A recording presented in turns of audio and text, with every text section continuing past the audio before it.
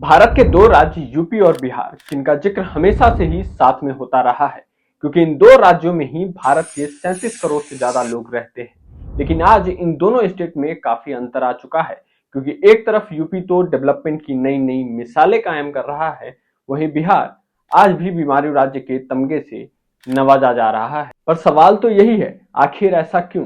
क्या वजह है जिसकी वजह से बिहार आज पीछे रह गया है, वहीं यूपी आगे बढ़ता जा रहा है? और क्या है योगी का मॉडल जिससे बिहार भी अपना करके खुद को सबसे आगे ले जा सकता है? यही जानेंगे इस वीडियो में। चैनल पर नए हैं तो सब्सक्राइब कर लीजिए और अपनी कुर्सी की पेटी बांध लीजिए और मेरे साथ निकल पड़िए इस कहानी के नए सफर में। दोस्तों, बीमारू राज्य के कैटेगरी में यूपी बिहार के अलावा छत्तीसगढ़, मध्य प्रदेश और उत्तराखंड जैसे भी राज्य शामिल थे।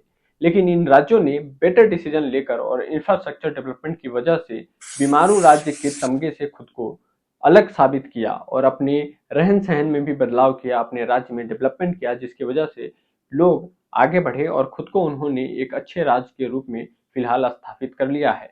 लेकिन वहीं बिहार और यूपी इन सभी में सबसे पीछे रह गया। लेकिन इसमें भी एक सवाल आता है कि अगर आप यूपी और बिहार के स्टेट इकोनॉमी पे नजर डालें तो फिर यूपी बिहार से बहुत ही बेहतर कर रहा है और आगे निकल चुका है। फिलहाल यूपी इंडिया का सेकेंड लार्जेस्ट इकोनॉमी वाला स्टेट है, जिसका देश के जीडीपी में 9.2% का शेयर रहता है। यूपी का जीडीपी 24.39 लाख करोड़ को भी पार कर चुकी है, जो कि 2016-17 में सिर्फ 14 लाख करोड़ थी। और इतनी रैपिड ग्रोथ को देखते हुए एक्सपर्ट का यह मानना है कि ये टॉप पे रहने वाले महाराष्ट्र को भी पीछे छोड़ देगी। वहीं अगर हम बिहार के इकोनॉमिक ग्रोथ को देखें तो फिर इसमें भी सबको चौंका दिया है। पिछले 17 सालों के दौरान बिहार के जीडीपी और बजट का साइज तकरीबन 10 गुना अधिक हो गया है और आज ये देश के 5th फास्टेस्ट ग्रोइंग स्टेट में आ चुका है, जिसकी जीडीपी 8 लाख करोड़ से अधिक है।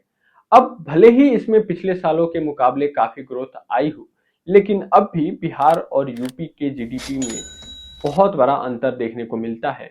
लेकिन दो स्टेट्स के इकोनॉमिक ग्रोथ को एनालाइज करने के लिए जीडीपी एक सटीक पैरामीटर नहीं हो सकता, क्योंकि दोनों स्टेट की पॉपुलेशन में भी बहुत बड़ा अंतर है।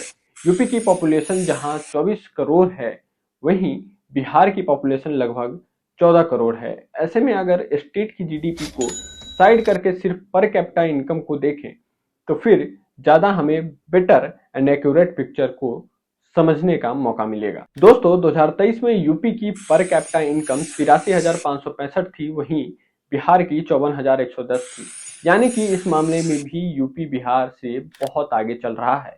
इसी के साथ इसके पॉवर्टी रेट देखें तो बिहार में हर 3 में से एक आदमी गरीबी रेखा के नीचे जी रहा है, वहीं यूपी 5 में से एक आदमी गरीबी रेखा के नीचे है। यूपी में जहां 26.35% लोग गरीब हैं, वहीं बिहार में ये परसेंटेज 36.96% है। यानी कि यहाँ दोनों स्टेट के बीच लगभग 10% का अंतर है, जो कि राज्य के हिसाब से बहुत अधिक माना जाता है। इसके अलावा स्टेट के अर्बनाइजेशन का भी स्टेट के इकोनॉमी में बहुत बड़ा रोल होता है। ऐसे में अगर हम बिहार की बात करें तो 2011 के जनगणना के हिसाब से बिहार की जो स्थिति थी 11.8 मिलियन, वहीं यूपी की अगर आप देखें तो 2011 में 22.28% थी और ये डिफरेंस भी दोगुना का है। अब दोस्तों, जब हम इन सभी पैरामीटर्स की चर्चा कर ही रहे हैं तो भला लिटरेसी रेट को कैसे छोड़ सकते हैं। और कमाल की बात है, आबादी में इतना कम होने के बाद भी बिहार 6% पीछे है और यूपी का लिटरेसी रेट 67.7% है और वहीं बिहार का 61% ही है। और अगर इन दोनों राज्यों की इमेज की बात कर लें तो बिहार में आए दिन कोई ना कोई ऐसी घटना सुनने में जरूर आ जाता है जिससे बिहार की छवि खराब होती है। और वहीं यूपी की बात करें तो चर्चा सिर्फ डेवलपमेंट की, योगी मॉडल की और बुलडोजर वाला मॉडल तो आपको पता ही। अब इस वीडियो के मेन मुद्दे पे आते हैं और जानते हैं कि यूपी बिहार से आगे क्यों निकलता जा रहा है। पहला है अनस्टेबल गवर्नमेंट। दोस्तों, एक तरफ आप बिहार को देखेंगे तो जनता किसी को भी वोट कर दे, पिछले 17 साल से अधिक समय से नीतीश कुमार सीएम बने हुए हैं, जिसकी वजह से एक ऐसा गवर्नमेंट दिखाई पड़ता है जिसके पास कोई भी विजन नहीं है। वो क्या करना चाहता है किसी को समझ नहीं आ पा रहा है। वहीं दूसरी तरफ यूपी में एक ऐसी सरकार है जो न सिर्फ डेवलपमेंट की बात करती है, साथ ही लॉ एंड ऑर्डर को भी इतना बेहतर बना चुकी है कि देश विदेश की बड़ी बड़ी कंपनीज यूपी आकर काम कर रही है और आगे भी करना चाहती है, लेकिन बिहार इसमें पीछे रह गया है। बिहार के पीछे होने का एक और बड़ा रीजन है यहाँ हर साल आने वाली बाढ़। बिहार की लगभग 76% से ज्यादा लोग बाढ़ से प्रभावित होते हैं, जिससे न सिर्फ एग्रीकल्चर लॉस होता है, लोग मैन्युफैक्चरिंग इंडस्ट्री भी लगाने से डरते हैं कि कहीं वो बाढ़ आने से बर्बाद ना हो जाए। बिहार के 38 में से 28 जिले बाढ़ से प्रभावित हो जाते हैं। बिहार में कई ऐसे नदियां हैं जैसे कोसी, गंडक, पुनपुन, गंगा, सोन, जो बिहार को फायदा जितना नहीं दे पाती है उससे ज्यादा नुकसान कर जाती है। हालांकि ऐसी बात नहीं है कि यूपी बाढ़ से प्रभावित नहीं होता है, बल्कि वहां के भी कई सारे जिले बाढ़ की चपेट में आते हैं, लेकिन बिहार के मुकाबले वहां कम तबाही देखने को मिलती है। अब ये बात भी नहीं है कि बिहार में कुछ हो ही नहीं रहा।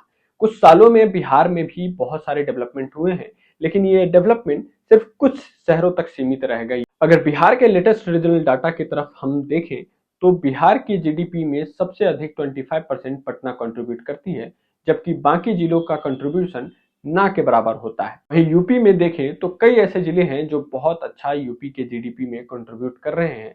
हालांकि नोएडा इसमें सबसे आगे है और यूपी के इकोनॉमी में सबसे ज्यादा कंट्रीब्यूट करता है, लेकिन बाकी के भी जगह अच्छा खासा कंट्रीब्यूट करता है, जैसे कि लखनऊ, वाराणसी, गोरखपुर, आगरा, मथुरा, मेरठ और गाजियाबाद, जो कि बहुत अच्छा परफॉर्म कर रहा है और बहुत सारी इंडस्ट्रीज को भी लुभाने में सफल प्रयास कर रहा है। दोस्तों, अब लॉ एंड ऑर्डर की बात कर लेते हैं। बिहार की लॉ एंड ऑर्डर की सिचुएशन हमेशा चिंताजनक रही है, जो कि बिहार के डेवलपमेंट में ना हो पाने में बहुत बड़ा रुकावट बना हुआ है। पहले की स्थिति तो बहुत ही ज्यादा सुधर चुकी है, लेकिन आज भी इंडस्ट्रियलिस्ट, बिजनेसमैन बिहार पे भरोसा नहीं जता पा रहे हैं। लॉ एंड ऑर्डर की एक बहुत बड़ी रीजन थी, जिसकी वजह से बिहार से लगभग सभी बड़ी कंपनी बिहार छोड़ के दूसरे राज्यों में शिफ्ट हो गई। वहीं यूपी की बात करें तो बाबा का बुलडोजर मॉडल आपको बहुत अच्छे से पता ही है।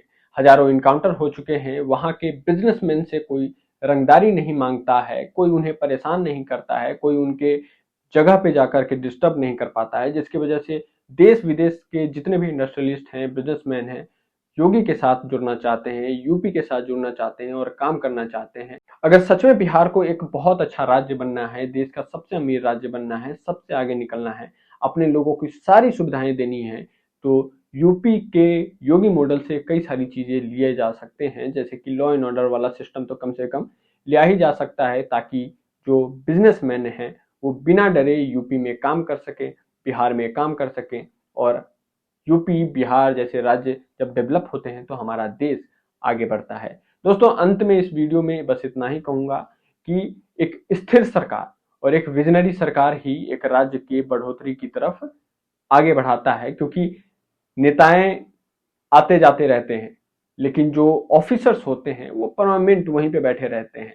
वही ऑफिसर्स थे यूपी में जो काम कर रहे हैं आज, और आज यूपी की तरक्की देखिए, और बिहार में भी वही ऑफिसर्स हैं, लेकिन अंतर कितना अधिक है ये आप बेहतर समझते हैं। चैनल पे नए हैं तो सब्सक्राइब कर लीजिए, मेरे साथ जुड़े रहिए, और इस चैनल पे कई सारी नई नई चीजें आने वाली हैं, तो अपने दोस्तों को भी इस चैनल के बारे में बताइए। मिलते हैं अगले वीडियो में।